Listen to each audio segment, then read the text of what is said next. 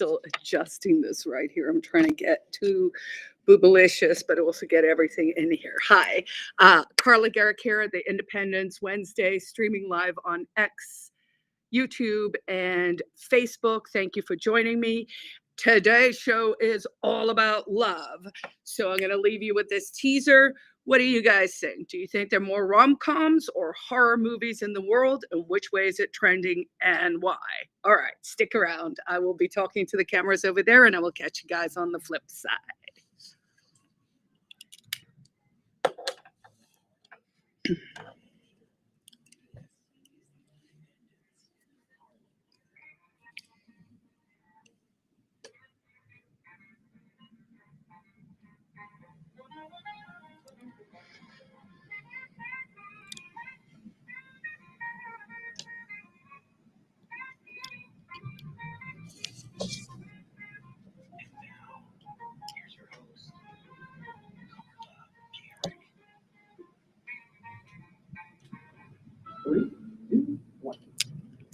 Hi, guys, and welcome back to The Independence. It's Wednesday, and I'm so happy to be joining you.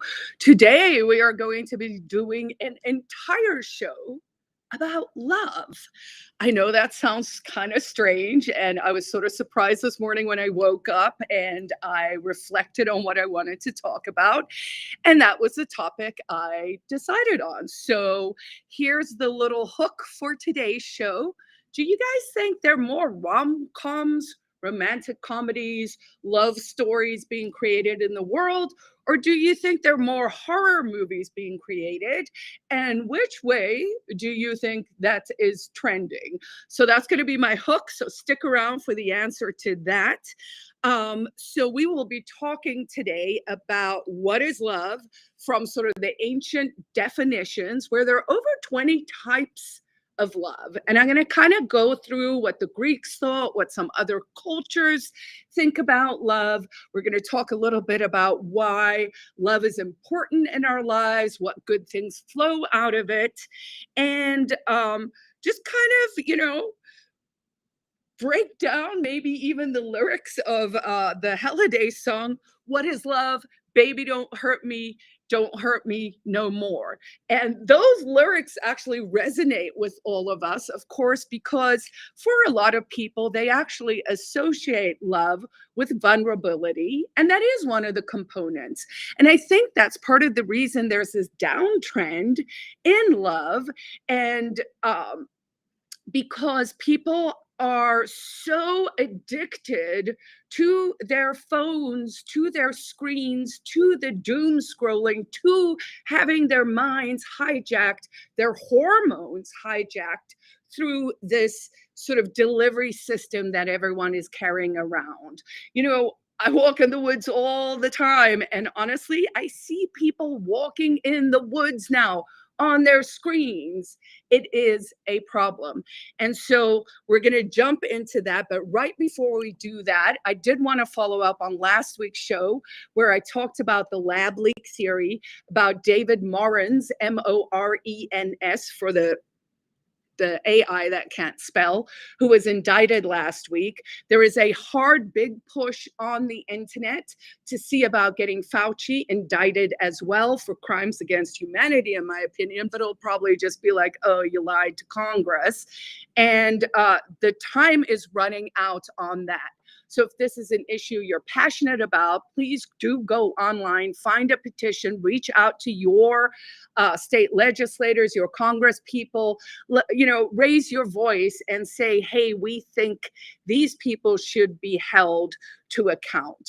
I also want to mention, since I did say in the show that, yes, it is a lab leak. Yes, even the CIA and other intelligence communities agree it is. I think where there's still a question, and I wanted to clarify this, is whether the leak was indeed out of Wuhan, as is being supposed, or if there was a leak out of where I would guess would be the university in North Carolina at Durham, where, of course, they were actually originally doing the tests and the enhancements on this coronavirus before having to send it overseas.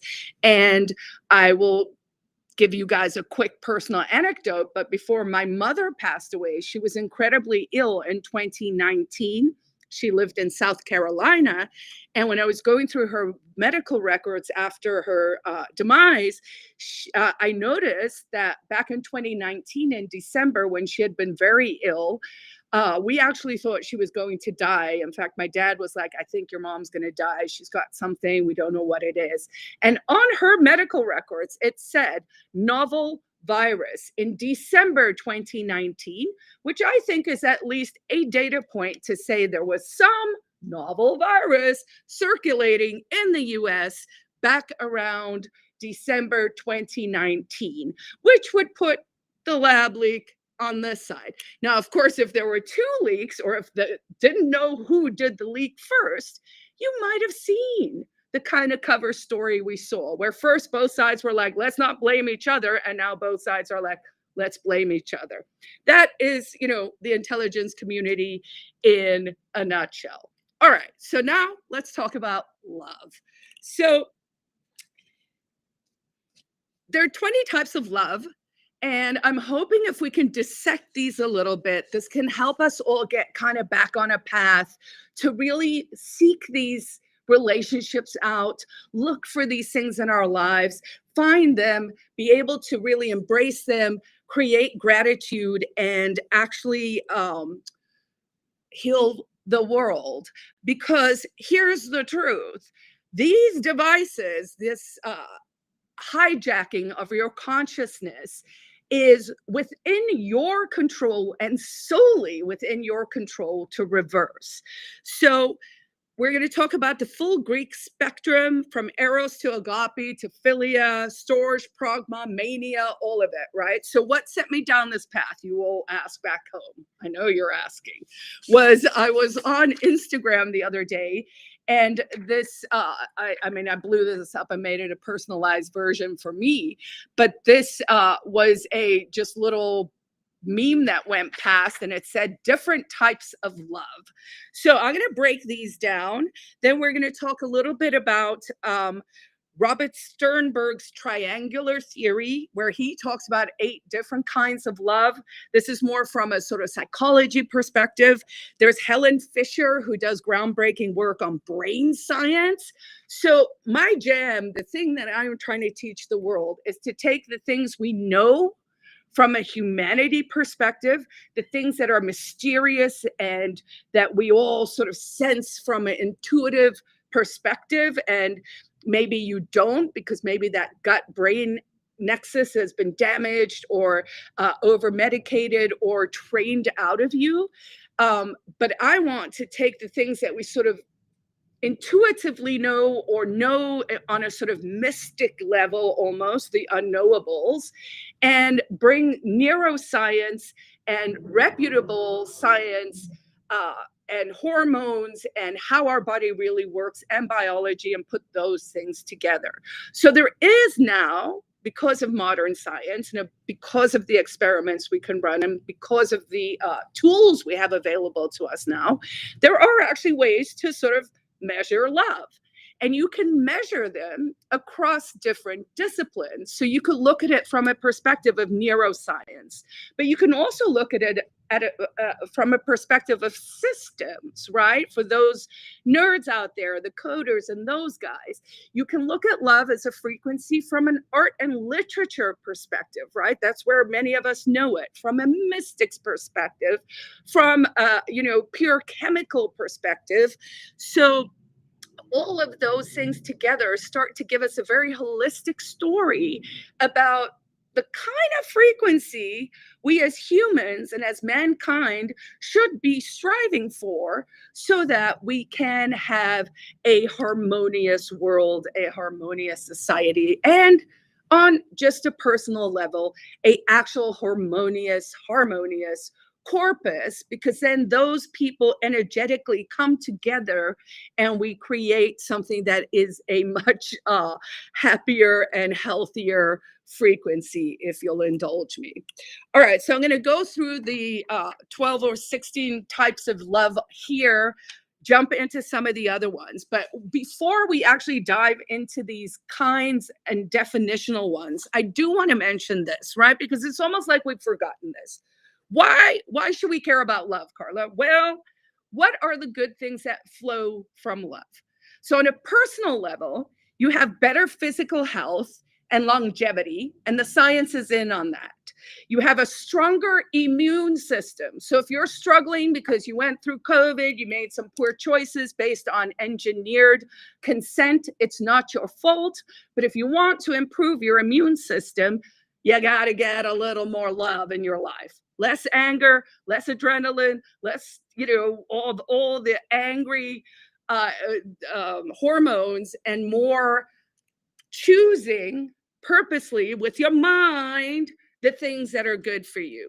So better physical health and longevity, stronger immune system, mental and emotional well-being, and it gives you purpose and meaning.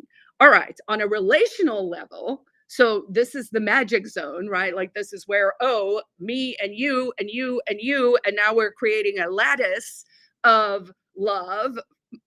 Is on a relational level, it creates deep trust and security, joy, passion, and pleasure.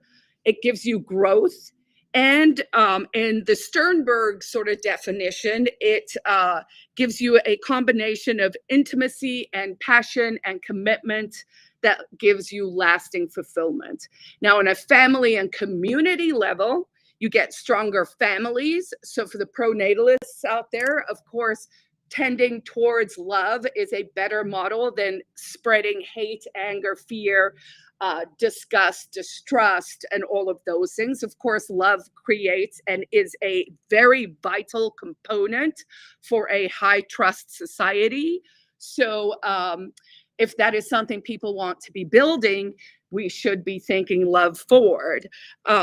It also creates better parenting, which is a no-brainer, right? You should love your children and give them that reciprocity. And then community resilience. On a societal and global level, why should we care about love? Because it creates increased cooperation and trust. Again, you cannot have high trust societies if you do not have a basis of love, and it creates moral progress. So those are some of the, and creativity and innovation. And for those of us who care about where we live and what it looks like, it also gives you stewardship then across space, like across your environment. All right, so let's jump into this definitions of the different types of love. So I see we're already going pretty fast here. So I'm going to sort of race through these a little fast, but the first one, the one that we kind of all know, is eros, right? And that's the fire of romantic and sexual desire, right? So definitionally, that's your passionate physical and romantic love. So that's kind of those dweebs in Titanic, right? That's Jack and Rose. And it's the one we all know, the one we're all conditioned to believe is what we're looking for. And then maybe we forget that there are all these other types. So here are the other ones. So Eros is the Valentine's Day love, right? Okay, but from there, again, we have all these different kinds. So let's dive in. So philia is a love built on trust between friends. So that's that deep, loyal, affectionate love where you have mutual respect. And what is the word that's important there? The mutual part, right? So many things in personal relationships are based on reciprocity, i.e., we work together. I treat you like you treat me. So, you shouldn't run around telling people you don't respect them or you dislike them or you think they're stupid and then expect them to, I don't know, react compassionately and happily in the opposite direction. So a modern sort of example of that, philia, is what we see between all the kids in the Stranger Things, right? Like those are their buddies and they're on their bikes. All right, storge. Storge is a natural love between family. So that's that instinctive, warm, and steady affection that grows through familiarity in daily life, and it's most commonly found between family members. So that would be, I don't know, like the Parr family in The Incredibles, right? Like the family, and they have their family unit, and they all have each other's backs.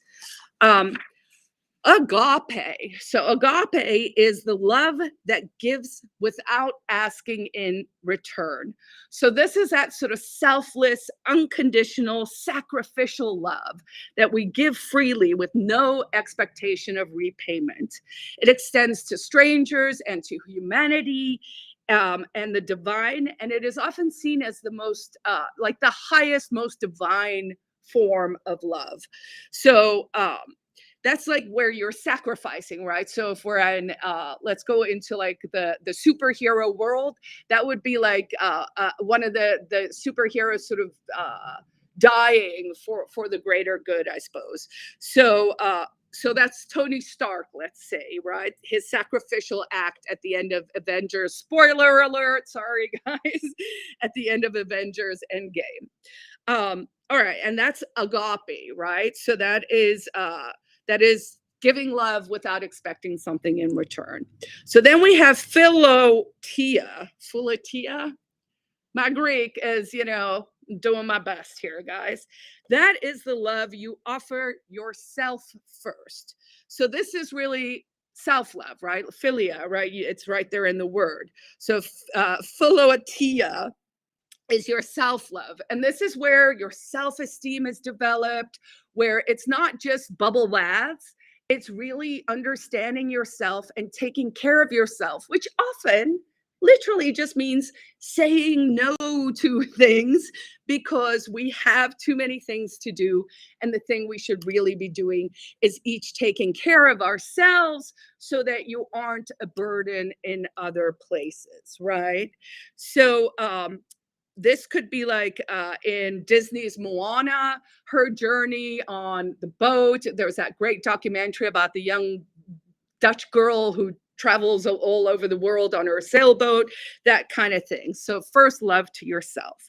Then we've got pragma, which is a love that matures through commitment.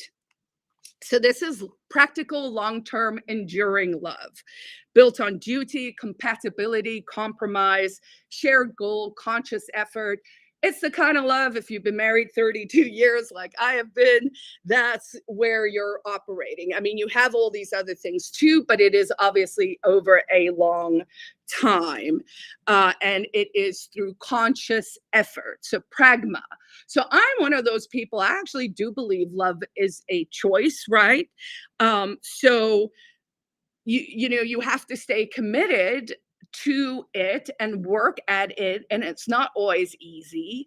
And so an example would be like the couple in Modern Love. All right, then we've got ludos. So this is a fun one, of course, because this is the playful fun love of flirtation and delight. Now, who's not going to like those words, right? So this is the lighthearted, fun, sort of teasing vibes where you focus on enjoyment and seduction and games and really the thrill of the chase rather than a deep thing, right? So this might be when you're in some kind of flirtation online, uh, kind of that kind of vibe, right? So it's the less committed, sort of more fun, flirty example. That might be where you see couples in sitcoms, where they're just meeting and starting to date. Let's say like on a show like How I Met Your Mother or something like that. All right, now this one, mania. So mania in love, we all know I often talk about COVID mania, right? Mania is the love that loses itself to obsession. So this isn't a good one, right? Necessarily, because it's obsessive, it's jealous, it's kind of more a dark force.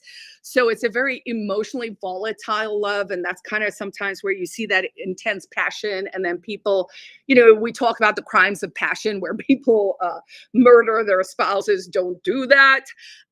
So it can feel like a kind of madness. And this would be, like Glenn Close in Fatal Attraction, the lady who boils the bunny, right? So you don't want mania as your main appetite or your main dish if you're in the love business. All right, then we've got epithymia. So this is, I hope I'm saying that right, epithymia, I think, is the longing love of unmet desires. So this is that like raw craving, appetite, intense longing. And it's a primal drive, that desire that can fuel passion, but it can also lead to excessive frustration if it's unfulfilled. And this would be like any of those like soapy royal shows, Bridgerton, and I don't even know, there's so many of them out there now, I can't keep them straight, but kind of that like, oh, kind of fawning love, I suppose. Xenia. Okay, we got 1, 2, 3, 4, 5, 6, 7 more, and I'm going to run out of time. So this will have to become a series. So Xenia is the sacred love extended to a stranger. So this would be your generosity, your kindness, whatever. Like we just had some folks stay with us because they're new to the country and they're from South Africa. And we were like, hey, just come stay with us. And I felt really good about that choice. And if we have to tie it to vulnerability in some way, I was like, oh my God, I'm really busy. I don't think my house is going to be like as clean as it could be. And I haven't done grocery shopping and whatever. And I was just like, you know what? You just got to roll with it. I'm just going to extend this Xenia to these people. And guess what, folks? It all worked out. Antiros is a love that is returned in equal measure. So this is reciprocated or mutual love. It's also something you would see in relationships, right? So this would be like, let's see, like in The Office, right? Pam and Jim, right? Like that slow friendship that grows into an equal and committed love. Meraki. So this one's really cool because it's actually the love for the things you create. Now, for anyone who like has enough bandwidth and it is a choice to make the time to be creative, it is important to choose to be creative because that means you are present and engaged as opposed to having your mind hijacked and, on the device and consuming. So Meraki is love poured into what you create. Koinonia is the love of shared communion and longing. So that's deep fellowship, community participation.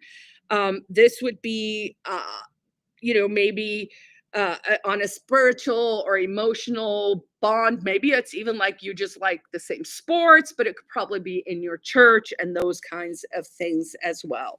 The last 3 I'm going to do here, because I have to answer the riddle too, because I was like, don't forget to answer the question about the rom-coms and the horror movies, is Himeros is that a love that arises completely unexpectedly. So that's that sort of sudden look across the room kind of moment, right? Like the love at first sight stuff.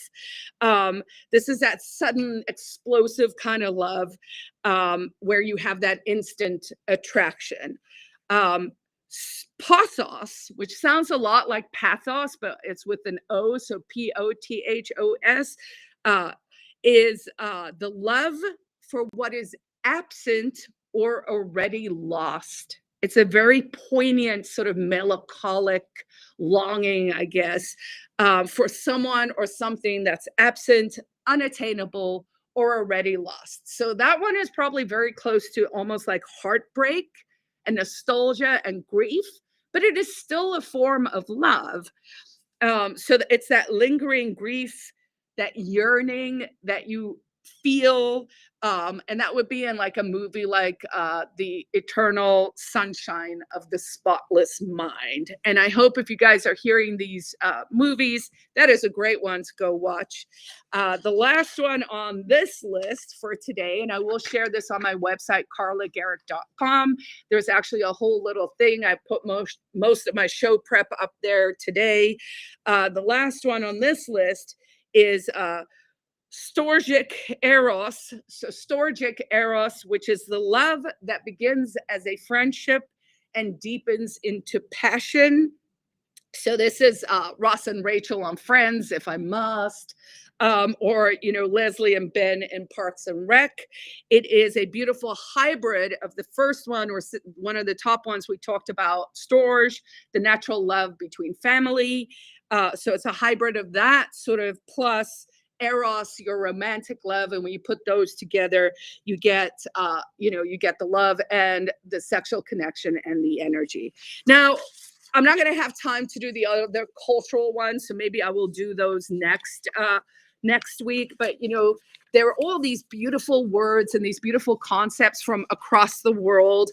The studies and the science have been done. Turns out all of mankind actually wants to have the love frequency. And what brought me to this whole thing today? Well, I will tell you what brought me to it, and then I will answer the question about the rom-coms.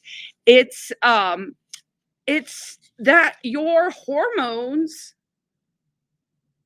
are being hijacked by the attention economy, by the algorithms that are slowly, I believe, driving people kind of nuts on the internet.